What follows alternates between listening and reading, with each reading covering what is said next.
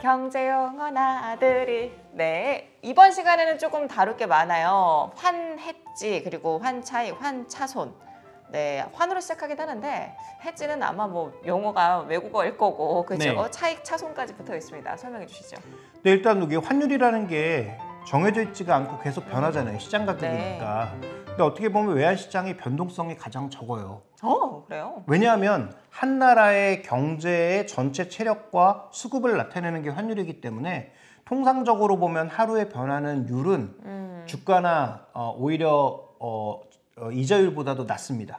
그래서 이런 변동률이 낮은 자산이다 보니까 여기에 이제 그 베팅하시는, 소위 고수익 베팅하시는 그런 분들도 많게 되는데, 어쨌든 그건 나중 문제고, 환율이라는 게 계속 변화하기 시작하니까 내가 거래하는 시점의 환율이 얼마냐에 따라서 이익이 발생할 수도 있고 손해가 발생할 수도 있는 거죠. 그렇죠. 예. 네. 예를 들어서 제가 이제 앵커님이랑 거래를 한다고 쳐요. 그래서 저는 달러를 가지고 있고 원화를 가지고 있습니다.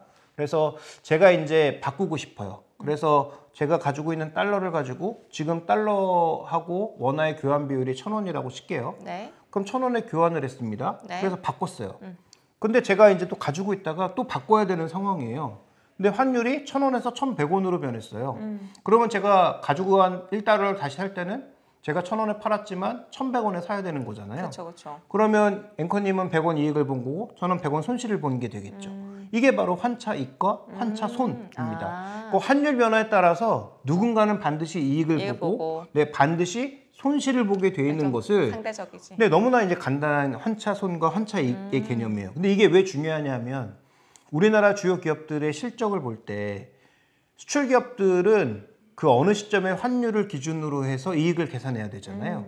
그러면 환율이 막 변하면 어떤 기업은 환율 변화에 따라서 이익을 볼 수도 있고 손해를 볼 수도 있잖아요. 그래서 우리가 지지난 시간에 재무제표를 배웠는데 그 재무제표에서 우리가 영업이익이 중요하다라고 했는데 영업이익에서 영업의 손실, 영업의 이익 부분을 더하고 빼서 경상이익이라는 게 나와요.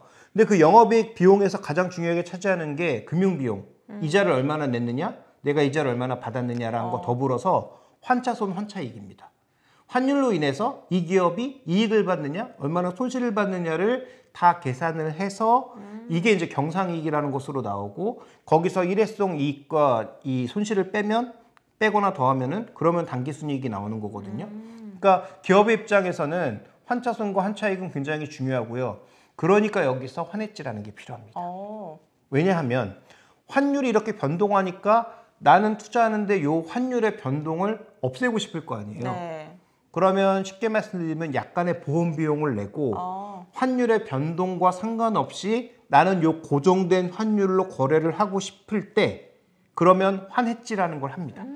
그러면 당연히 보험이니까 비용 내야죠. 네. 그러니까 일정 부분의 비용은 내겠지만 환율이 얼마가 변하든 그 변화는 다 제거하고 내가 원래 지정했던 환율로 거래를 할 수 있는 게 환해지예요. 그래서 일정의 비용은 들어간다. 우리가 보험비 내는 것처럼 우리가 보험비 냈다고 뭐 이 손실 날 걸 항상 고려해서 뭔가 얼마나 손실 날 걸 고려해서 미리 이제 보험금 거는 거잖아요. 그거 똑같은 겁니다. 그래서 손실이 발생했을 때는 그거보다 비용이 작을 수도 있고 뭐 클 수도 있지만 네. 어쨌든 미래에 발생할 수 있는 리스크를 없애기 위해서 거는 것을 해지라고 하고 환율 변동성을 해지하기 위한 게 환해지예요. 네. 그래서 이제 펀드 같은 거 혹시 사실 때 네.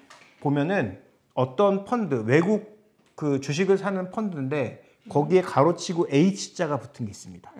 그게 의미가 환해지가 됐다는 거예요. 그러니까 내가 외국 주식을 사면 환율에 따라서 주가가 올랐는데 환율 손실 때문에 마이너스가 될 수도 그럴 수 있거든요. 있죠. 그렇죠. 주가는 10% 올랐는데 환율 손실이 10% 아래로 내려가면 마이너스일 거 아니에요. 네. 그러니까 그런 걸 방지하기 위해서 환해지가 된 펀드를 사면 좋을 거 아니에요. 안전하죠. 그래서 거기에 이제 펀드의 명에 보시면 그 가로하고 H자가 붙어 있는 게 환해지가 된 상품이다.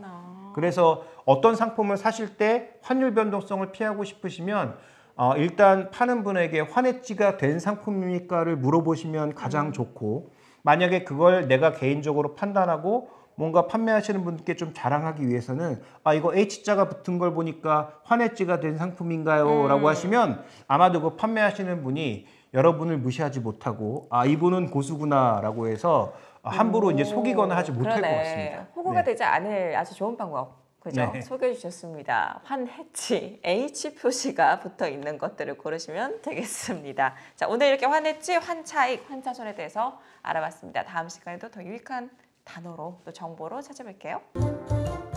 경제용어 나들이 구독, 좋아요. 알림 설정까지 잊지 마세요.